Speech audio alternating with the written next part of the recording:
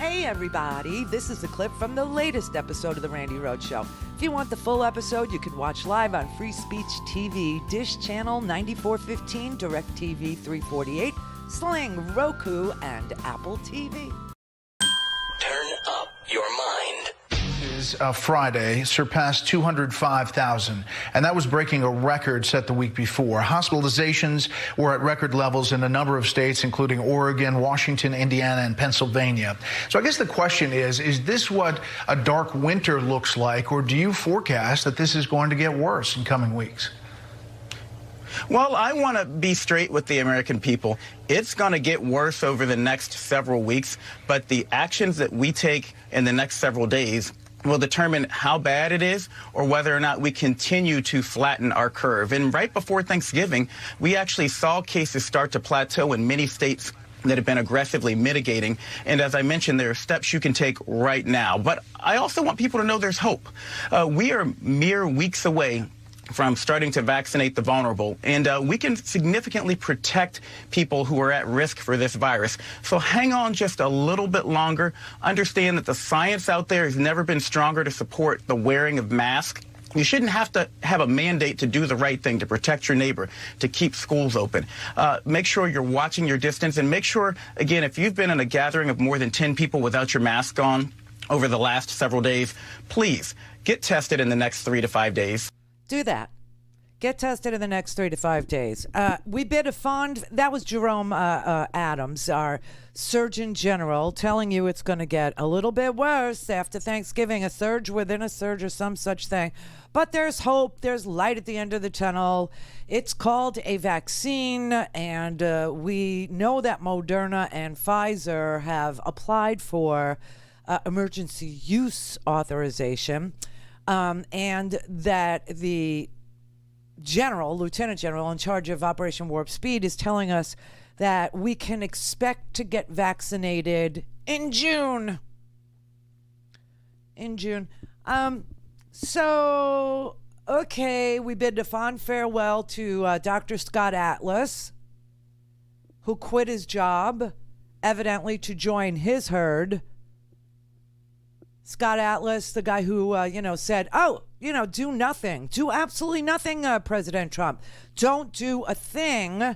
And, we'll get herd immunity is what it is. We'll get herd immunity. And I'm going on Russian television to tell the Russians this is America's plan, is to kill us all. And so he left before he accomplished his goal of killing us all. So he just has to hope that Donald Trump will, finish that job in the short time that he has left. I mean, it's unbelievable. So now what we need is a stimulus package to get us through to June. That's what we need, a stimulus package to get us through to June. And it turns out that a bipartisan group of senators decided that they would put together a new stimulus plan. It's worth over $900 billion. But it's really worthless because it will never happen. So there's that. I mean, listen, you got to take joy where you can.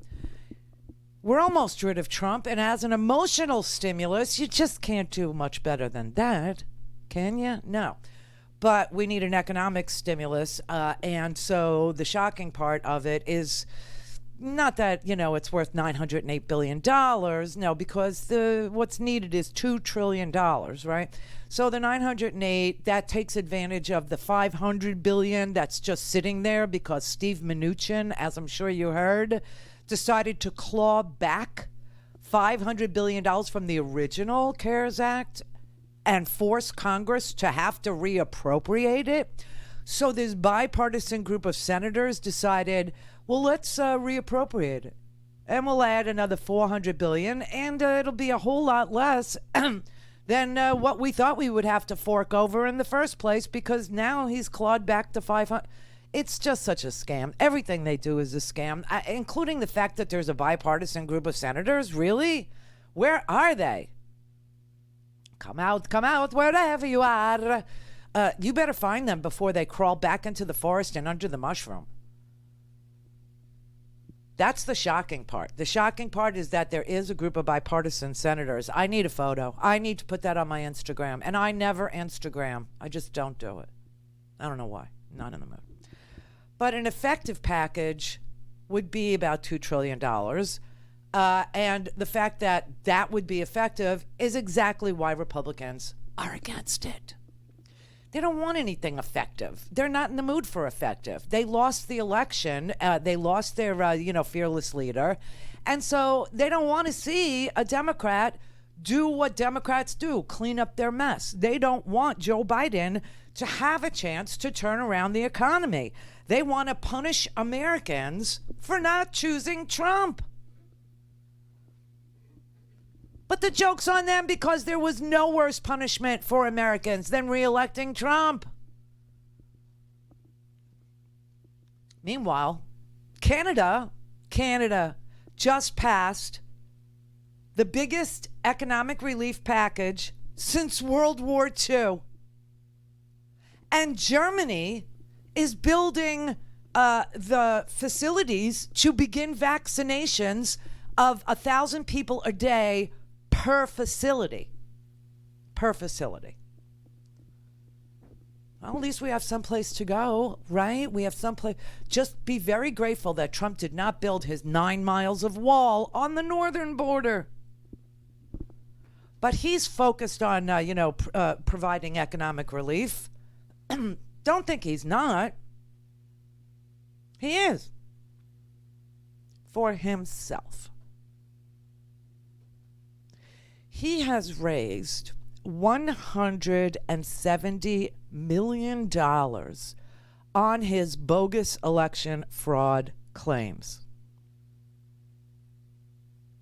There is a certain genius to this, where you could perpetrate a massive fraud with claims about massive fraud.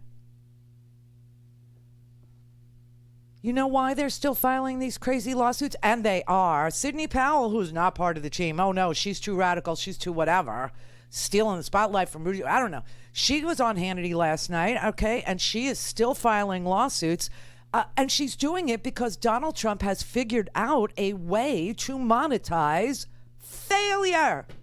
He has literally figured out a way to monetize his failure. That could be the biggest revenue stream in the history of the United States of America, Trump's failures and monetizing it. I mean, the lawsuits are piling up, right? They're being rejected. And as they're being rejected, it's like the Lucy episode in the Candy Factory. Speed it up, roll them. She's filing even more. So as the lawsuits pile up, so does the cash. So does the cat. This man has turned a professional grievance into an empire, a profession, giving a whole new definition to Trump supporter.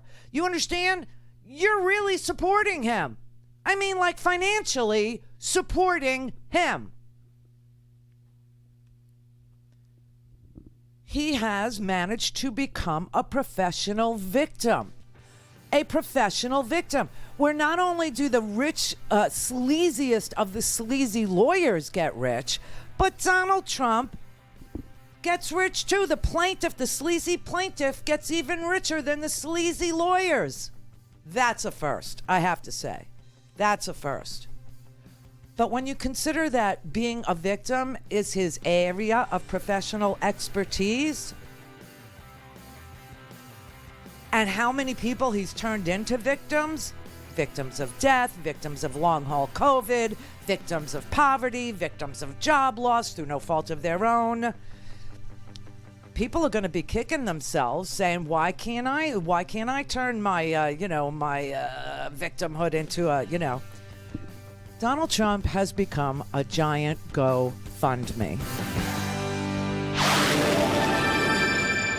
Randi Rhodes Show. If you want the full episode, you can watch live on Free Speech TV, Dish Channel 9415, DirectTV 348, Sling, Roku, and Apple TV.